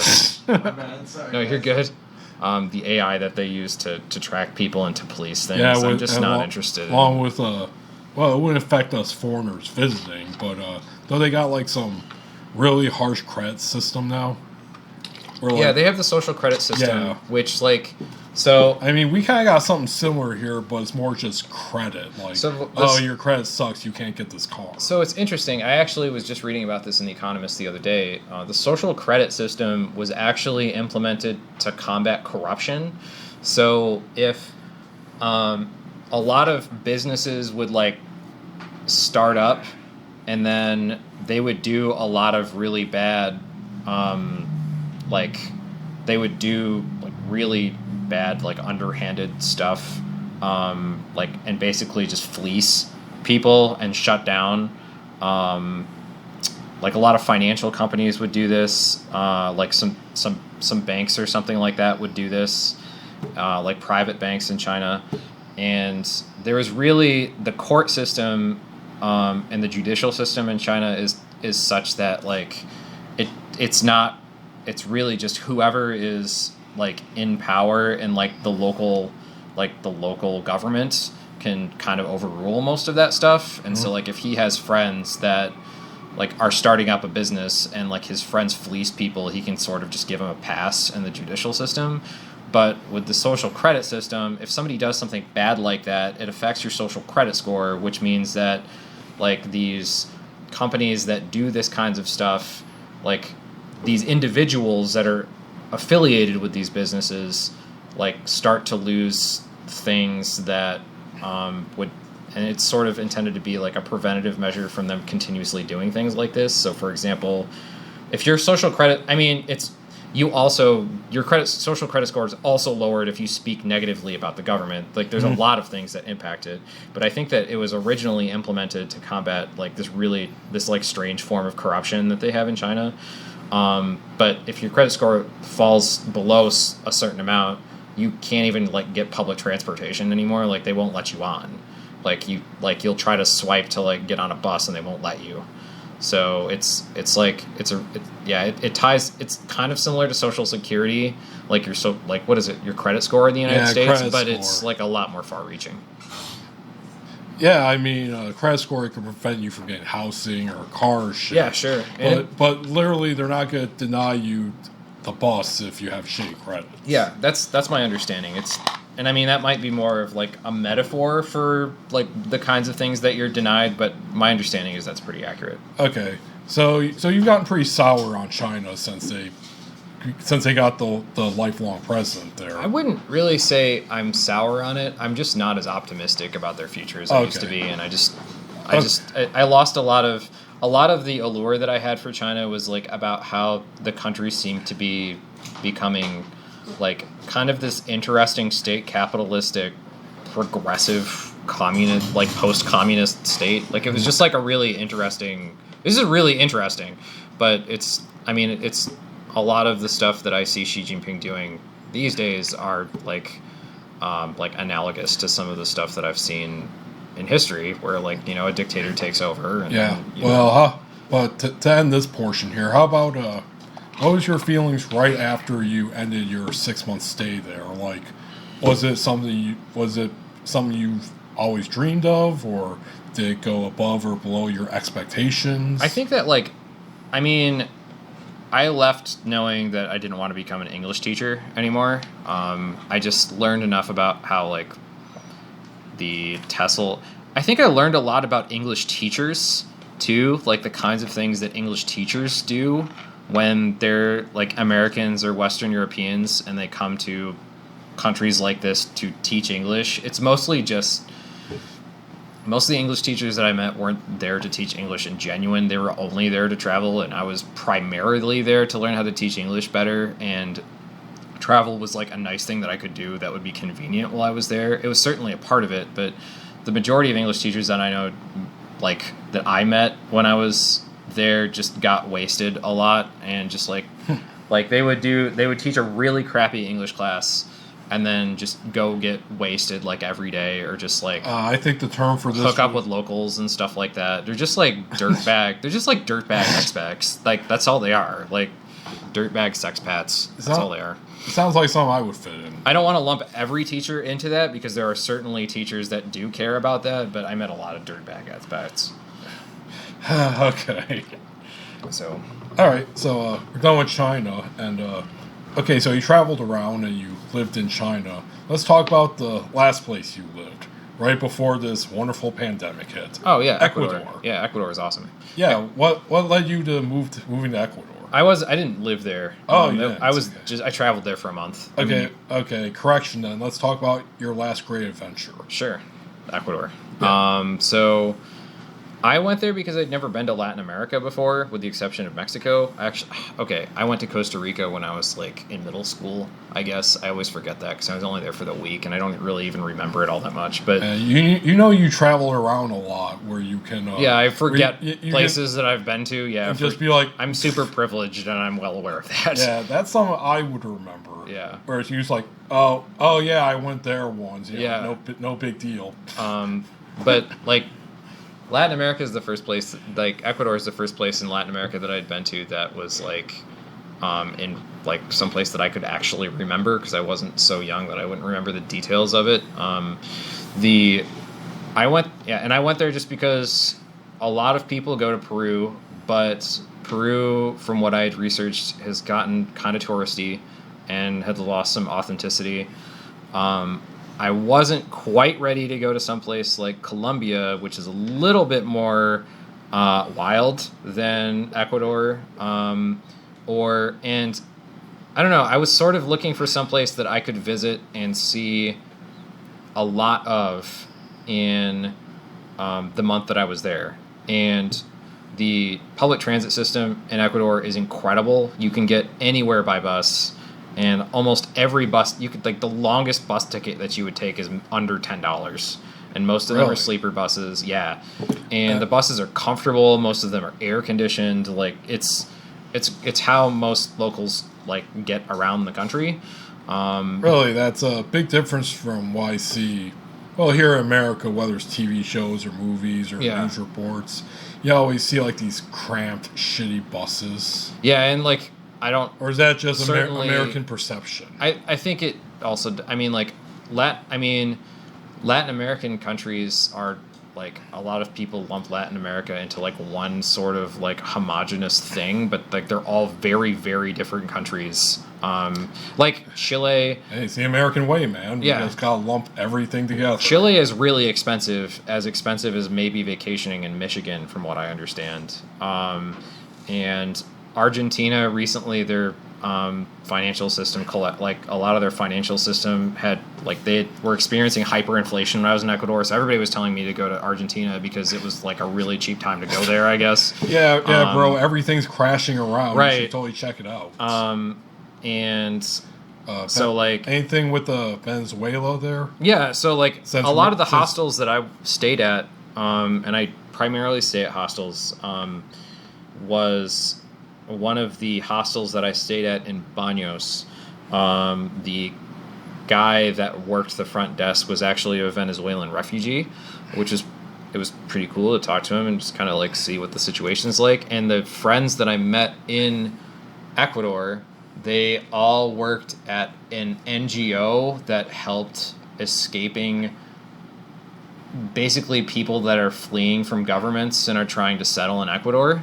So they worked with a lot of Venezuelans that were fleeing basically the crazy situation that's going on. It wasn't like, oh, you're American. Right. Yeah, you hear about that mercenary group that tried to throw a coup in Venezuela? No. Like, nothing like that? Nope. I have no idea what you're talking about, actually. Oh, it happened a couple months ago. Oh, no, I didn't hear about that. Yeah, basically this Blackwater ripoff mercenary crew tried to throw a coup in Venezuela, but they got caught by like a Venezuela fisherman. Oh, really? Wow. Yeah. That's weird. Dude, look it up. It's an insane story. Yeah, I'll have to. And I still think pretty crazy. I still think they're in prison in Venezuela. Like the government made Wouldn't surprise me. The government made an example of them, like Yeah. showing them on TV. They had all like their IDs on them. Yeah. Because when you're a mercenary trying to take over a foreign government, you gotta have all your identification on you. I mean, this wouldn't be like the first time that the U.S. has overthrown governments in Latin America. Oh, so yeah. I guess it doesn't really Oh, surprise yeah, we me love all doing that that much. there. Yeah, it seems. I mean, like even in Ecuador, like the currency they use is the dollar. Like they don't have their own currency that they use. Really, it's just everything is dollars and everything. It's all U.S. currency, all U.S. coins and stuff like that. So you can see how big the influence is down there. Yeah. So, any major adventures in Ecuador? I mean, like Carnival was amazing. Like the Carnival that they have in Brazil, they have it everywhere in Latin America. And I didn't even know I was going to be down there for Carnival, but when I met up with these friends, they were basically just like, "Hey, you should come out to the Amazon with us. We're gonna like get drunk and just party out here and listen to some music In the rainforest. Yeah, in the rainforest. It was sweet. That was really fun. I mean, the day of my birthday, I was there's a volcano that we went to north of Quito, and like it was a covered volcano that just had like there was a lake of it was a lake that was sulfuric acid, like mild sulfuric acid, and it was like nothing lived in it, and you can go kayaking on it. So I went kayaking on that. That was pretty cool. I hiked some like pretty high, like higher peaks. It was pretty cool. I mean, I did a lot of really sweet. I took like a week of surfing lessons on the coast. I normally am not really into that kind of stuff, but I figured I would just try something different. And there's a really cool hostel on the coast that offers surfing lessons. It's like a week of staying in, like you can look out your window, and the only thing that's separating you from the beach or like from the water to the place that you're staying is just sand. So like you look out and there's sand to the beach. And I want to say that and like Spanish 3 hours a day of Spanish lessons and like a week's worth of lodging was like $200 or something like that, or $250. Spanish lessons. So yeah. Were you being taught or were you teaching? I was being taught, yeah. Oh, okay. 3 hours of Spanish tutoring for me, yeah, every day. So yeah, it was a great deal.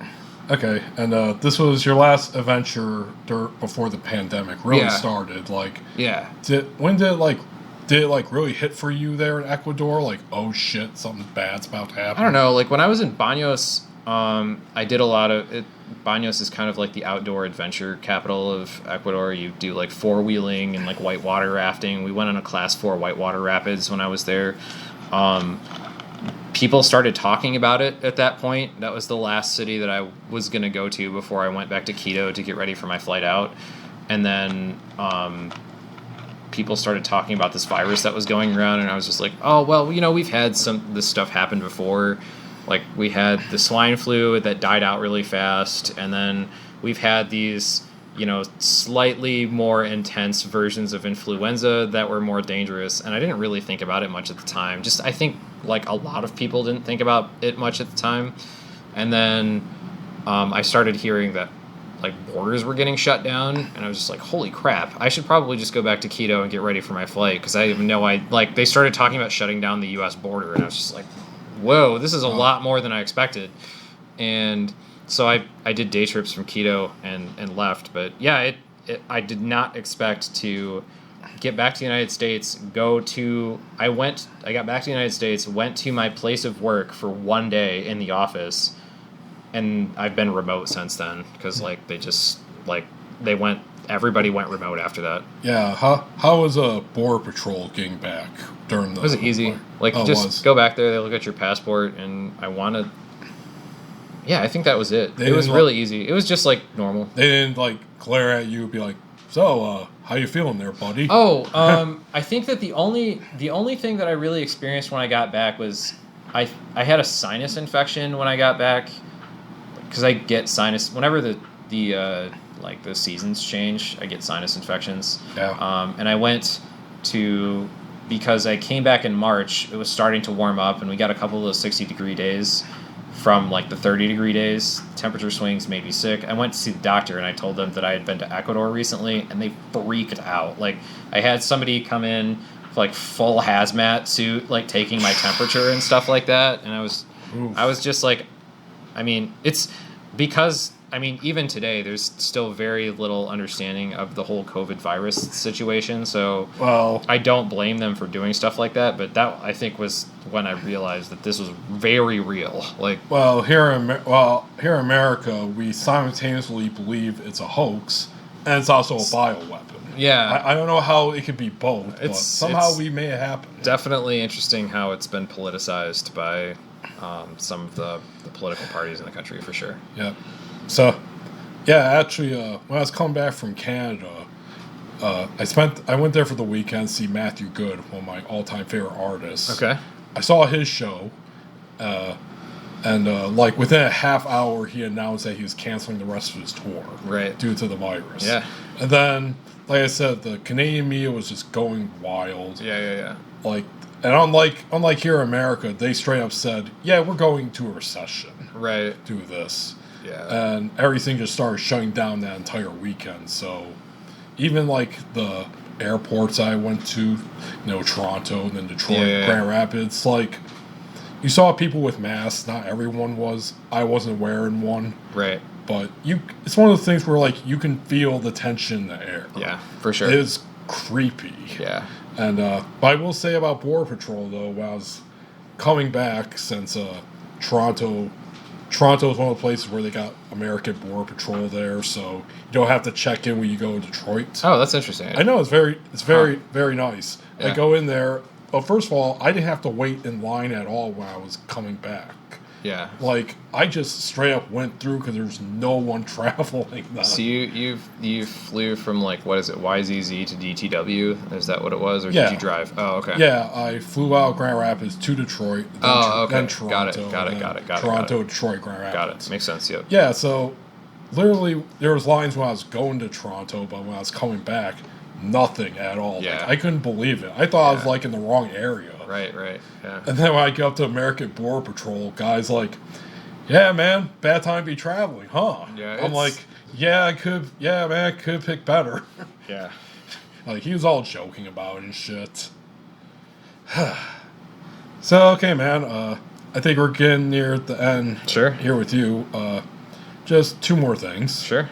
Once we get over this virus in some way, we found a cure, a vaccine, or whatever. Sure. Where are you planning on going, like, first thing when you can? I mean, I really want to go back to... I'd like to get to Georgia and Armenia because of the backpacking and because it's supposed to be such a beautiful area. I structured it in such a way that I could have, like, a layover of, like, 4 or 5 days. I could leave the airport in Poland so I could check out Auschwitz and stuff like that.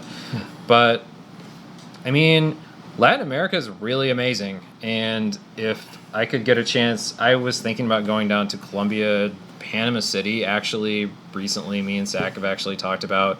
I'm interested to check out more of Latin America because it's just like the culture there is just really cool. I was about to really say, if you haven't consulted Zachary here already, for sure, and plenty of adventures down there. Right? Yeah. Okay. Final question here. Sure. Jason, how do you define yourself as a traveler? Like, is there a specific category you consider yourself part of, or do you have like a philosophical bent that you lean towards? I tend to like. So, that's an interesting question. Most of my travel has been based on like the cost, but I haven't paid for any of my flights in about 10 years. So oh, really? Yeah, I have a lot of frequent flyer miles. Oh, okay. I thought it was another secret. No, I mean, it's definitely definitely encourage people to look at like the benefits that you get from signing up for credit cards and some of the rewards miles that you get from those. But it's really just been like, I look for places that haven't been over touristed, that aren't very expensive to travel to, and to travel around. And I'm kind of like I stated at the beginning of the podcast, it's more about like learning how other people live. Like Uzbekistan and Kyrgyzstan were like great examples of that, because I just take whatever the public transit that everybody else took everywhere, just to see how people got around. And I would eat in the same places that like local people would eat at. Like there wouldn't be any other there wouldn't be any other tourists there, just because you get like a more interesting, authentic kind of experience. I guess authenticity would be like just seeing how other places work has been more my thing, and that I always kind of have looked at hotels as like really expensive, like bubble communities. Like you can't really meet people that way. It's really hard to meet people in hotels, and so I always avoid them if I can, and try to do like the couch surfing hostel sort of situation whenever I can. So Okay. Actually, Zach, I know you had an exciting story about your recent trip. Oh, yeah. But wait, I know that you have to leave at 4 o'clock, so you just want to end this? We can do this like after. Whatever. You're the host. yeah, man, it's up to you. Okay, well, okay, if you want to switch over to Zachary here, because Tag team here. yeah, Zachary, thanks for coming on the podcast. Hey, buddy. Yeah, how you doing, dude? I'm all right. I just used your podcast time to catch up on a little bit of work, so that was helpful. Yeah, I was contacting you about this and a few other things. You mentioned that you were on vacation because, of course, I got interrupted in some way. But it's quite an adventure. Would you like to tell it? Yeah, so, well, I wanted to take some... I usually take time off early September or late August, just because that's like a light time in the year for me for work. It's a lull, so to speak, for maybe 2 weeks or 3 weeks. So it's a good time right around Labor Day for me to take a week off and rest after what's usually a long summer. So this year I had intended to go backpacking at Dolly Sod's in West Virginia with my brother and his girlfriend. And the night before we were supposed to leave, the tropical storm that was in the Gulf of Mexico at the time was projected to immediately turn to the east after it made landfall and head directly toward West Virginia. And so I actually don't know if that ended up happening or not, but it looked like that was definitely what was going to happen. Have you ever been caught up in a hurricane? In a hurricane? No, I've never been in a hurricane. And I didn't want my first time in a hurricane to be while I was in Appalachia either. So what we ended up doing is going to Nordhaus Dunes in Muskegon, or Ludington, in Michigan. And so... Beautiful Ludington. Honestly, Nordhaus Dunes is very similar to where we were going to go in West Virginia, as it's a federally recognized wilderness area with just trails, no electric hookup, and no like rangers patrolling, and like it's just free soil for you to go. No dickhead tourists. Plenty of dickhead tourists. Oh, okay. But, that's just the way it is. I think I would have preferred the Appalachian hurricane. Well, there would have been dickhead tourists there. You can't escape them, dude. Bud Light drinking, trash throwing mongrels they are. They're just everywhere. But anyway, we stayed out one night in Nordhaus, which is when I would have talked to you, presumably, while I was just hanging in the hammock. And then the next morning, a separate thunderstorm actually rolled in, and we were breaking camp, intending to go up to the UP and spend another couple of days roaming around and just camping and having a good time. And we ended up getting rained on, and we were hiking through the dunes in pouring rain, and I had my very expensive camera rig hanging off my chest, like poorly shielded by a dry bag that was open, and so like at one point, best way to have a dry bag, right, just completely completely open. Yeah, well, sadly, like the dry bag was collecting water, and at one point I had about 1.5 inches of standing water in the bottom of this dry bag with like a $1,400 brand new lens just like dunking in it like a donut. Oof. And so Man, everything's fine. The cameras are fine. Everything cleaned up okay. But I was freaking out. You know how rich you are here at Elmblad Media Group? Exactly. Yeah, you can more than afford. Yeah, I bootstrapped my way to getting this $1,400 lens, and then they were like, "Oh, do you want to insure it?" And I'm like, "Nah, fuck that. That's like another $150." Don't worry, I'll make up that plus more by taking pictures of these bongs. Well, that was actually not quite that much yet, but soon. But yeah. Anyway, I was significantly worried about my brand new camera, and that ended up being fine. We had to take shelter under a tarp for about 2 hours, and during that time, I used a borrowed towel and my food dry bag. So I just emptied all of my food into my backpack and put the camera in the dry bag and put that in my backpack, and then like dried it off as best I could until we got to the car. Oh, this was a food bag, you said? I keep my food in a dry bag, so I had a separate dry bag with me. Do you have any rice on you? You just throw on the electronics? No, I didn't do the rice thing. See, the thing that sucks about trying to dry optics that way is that the rice powder actually coats the optics. So I've dunked filters in rivers before, like just being a jackass and slipping on rocks. Does the whole rice thing even work? It does. It does. It does. Actually. Yeah, but it leaves a film, and so optical coatings get damaged by the rice dust, basically. So you'd have to rinse it, and then dry it, and then use it to dry off an electronic device, but you could just use silica gel and achieve the same. Then when you take a picture, it's just random rice on top, random rice on the negatives and shit. Yeah, well, I could, if we were in a different city where all of my spare photography gear is located,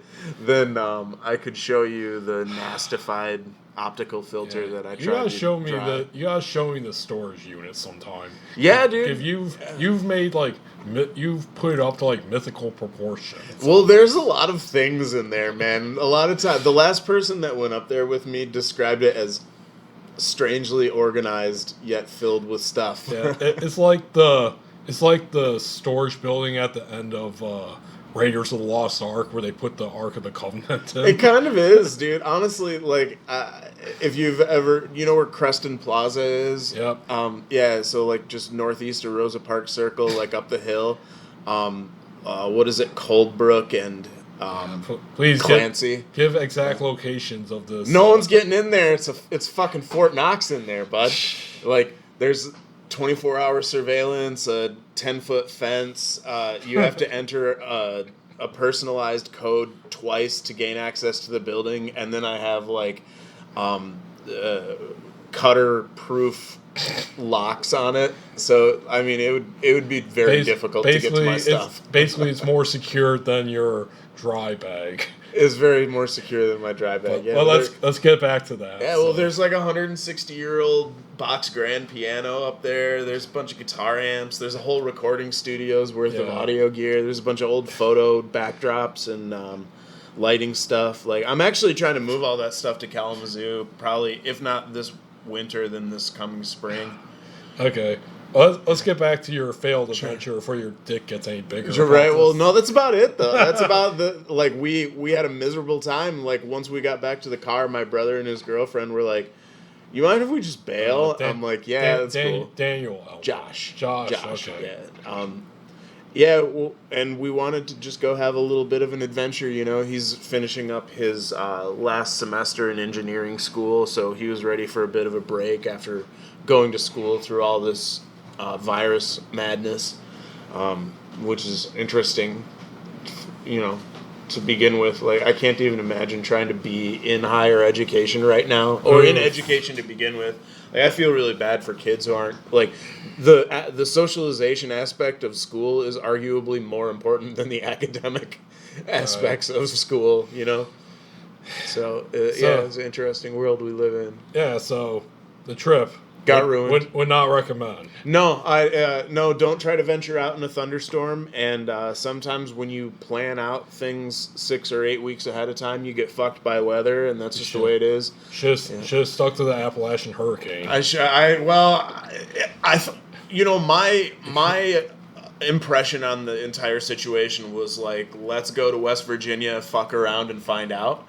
And my brother and his girlfriend were like not down with that option, and I was like, because me, I would have just slept in the Jeep and like I just don't care. I'm like hurricane schmurricane. I'm going adventuring. Zachary, I'm your brother and I love you, but you see, you're an idiot. But you see, I'm married and I have a life. I just can't go risk this shit anymore. He's not married, but like, oh wait, is it? No, but he's got a close partner, a long-term partner, and she was with us, and it's not like, I mean, she was down to adventure too. Like, she hiked through the fucking dunes with her backpack on, soaking wet like a cat. Like, we all did, dude. Like, she definitely did the thing. But like, and I'm not saying they even pussed out. It was more like they're stressed out because she was moving and he's trying to wrap up school, and I had a bunch of work that needed done, so we basically just kind of washed our hands of the whole thing after getting rained out. Just didn't want to deal you with it weren't just anymore. like fucking casuals. No, nothing like that, dude. I agreed with them. Like we gave her a go. We definitely tried, but it just didn't work out, and the rain sucked. And I agree with them. Like, it's time. I had to go clean my camera and shit. Like, make sure that my livelihood was still going to be able to be performed within 48 hours. Well, it's a pretty good epilogue for this podcast here. Yeah, we had some great adventures, but not this summer. No, man, this summer was a wash. It was definitely a wash. Although we tried. All right, we're good. Good there. Yeah, we're good. All right, Jason. I thank you for coming on, dude.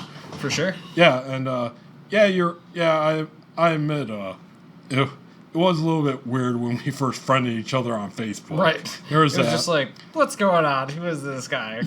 Yep, and I have to say I'm really glad you came on because honestly I'm not a traveler yet of your caliber, but I love meeting travelers. I love hearing their stories, their views on international politics, and I just love having people like you on. And thank you for coming on the podcast, man. For sure, man. If you ever want me on again, you want to talk about some more specific places, let's do it. Yeah, man. I guess once this virus is over and you go on another great adventure or two, I'll love to have you back on. Something like that, sure. Yep.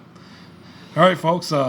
You gotta go for like a D&D tournament or something at 4? I did. They canceled it like 5 minutes ago. Oh shit! Let's keep going for another 2 hours. Okay, well, let's just end this. Thank you everyone for listening. You can find all my work at garretschuelke.tumblr.com. You can listen to this podcast on Anchor, Spotify, YouTube, Internet Archive, Mixcloud, blah blah blah. Advertisement.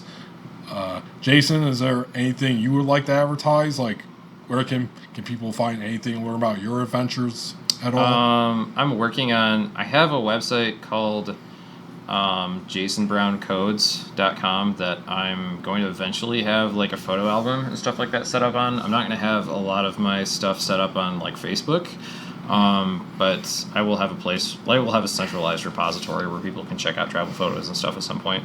Okay. And Zach, is there anything you want to advertise?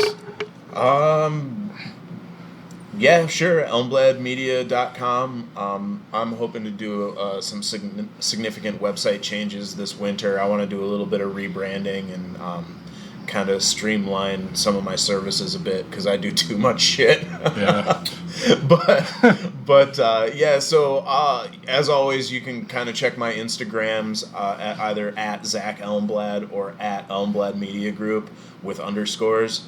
And Elmblad Media Group Instagram portfolio is going to be mainly concert photography and bongs, because that's basically what I do other than real estate photography, which I don't generally advertise, but you can see some of my real estate photography on my website as well. If you need me to fly a drone over your property in Southwest Michigan, I have reasonable rates. I'd be happy to come to you. If you're not Alex Jones, then he'll shoot that drone down. Yeah, don't shoot my drone down. I have had that threatened before, but it's paid off. I honestly don't fucking care. All right, and that's the show, folks. Thanks for listening, and well, this is sad, but I must say this isn't a memoriam episode because unfortunately it would have been better last month, but you know, life happened, so couldn't record till now. But it's the 1 year anniversary of us missing an American hero who tragically died last year under mysterious circumstances. Just a great guy, you know, the world is not the same without him. We miss him very much. A good friend of the show. Rest in peace, Jeffrey Epstein. Oh, saddest suicide in 2019. He did not commit suicide. How dare you? Oh, American hero. I thought you were going to say Art Bell, and I was waiting for the punchline there. No, that was months ago. He wasn't as positive of an influence on America as Mr. Epstein. Oh, fuck. I got you there, didn't I? You did. See, sometimes even I can trick people. All right, folks, that's the end of it. Thanks for listening. Here is the outro song. I've been counting down my days with sticky notes and a Sharpie. I make some coffee and hit the couch. Watch the daylight bleeding out, then check the weather on my phone. I hope tomorrow brings the rain. I'll stay indoors, I'll be so bored, lost in daydreams of the back porch where the beers we shared could not wash me away. I was a head hungover from hometown angst, but I moved 200 miles east when I thought a change of scene would patch these holes in my heart. But I was naive, I was dumb. I told my friends they aren't enough, and now the trunk of my car won't close. It's a walk across campus at 8 a.m. Bet the professor drank too many last night. He will be late again, and I never thought that vodka and vice would lead to easy A's. I could have slept my whole semester away, but I moved 200 miles east when I thought a change of scene would patch these holes in my heart. But I was naive, I was dumb.